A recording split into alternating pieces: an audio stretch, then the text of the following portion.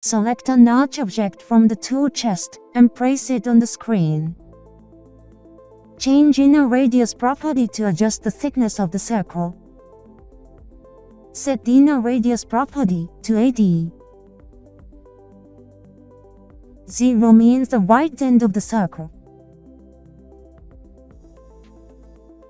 If the angle increases, the circle graph increases clockwise.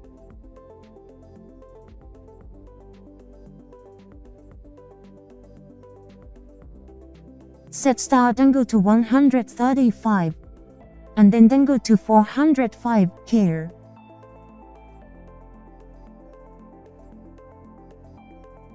Next, reflect the value of the numeric display in the circle graph. The variable called temperature is assigned to the numeric display.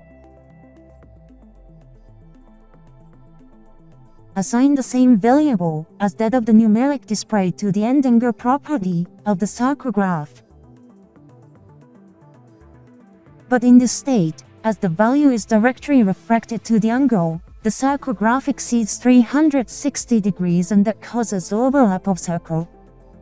To appropriately reflect it to the circle graph, it's necessary to adjust the value of the variable with using the converter feature.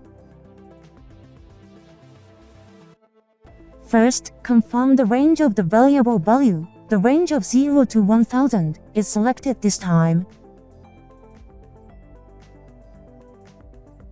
Open the converter feature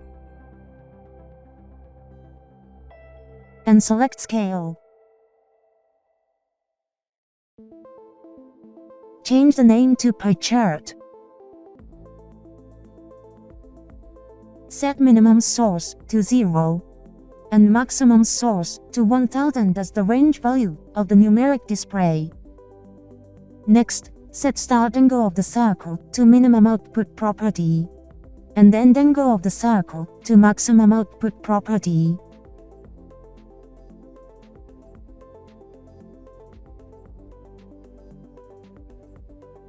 Open the variable source property set to the end angle of the circle graph. Again, unset the pie chart converter created before.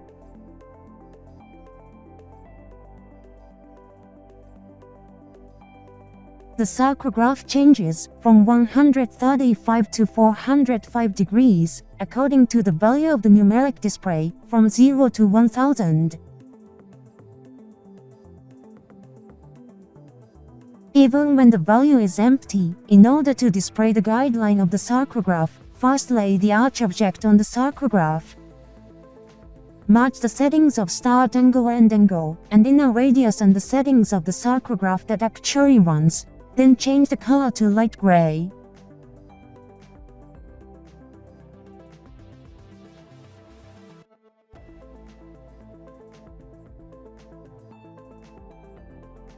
Open the object list and move the light gray arch object to the back of the circle graph.